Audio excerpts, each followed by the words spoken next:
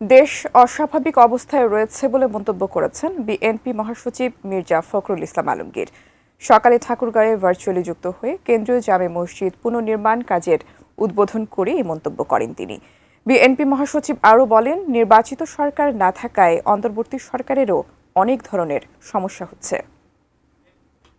দেশে যেহেতু এখন একটা আমি যেটাকে বলি যে একটা অ্যাবনর্মাল সিচুয়েশন আছে, অর্থাৎ একটা অন্তর্বর্তীকালীন সরকার আছে, কোন সরকার ঠিক সেভাবে যেটাকে রেগুলার সরকার বলি না থাকাতে অনেক রকম অসুবিধা আছে। আমাদের ব্যবসায়ী ভাইরা যারা এই সমস্ত কাজে সবচেয়ে বেশি আপনারা সহযোগিতা করেন, তারা বিভিন্ন রকম অসুবিধার মধ্যে আছেন।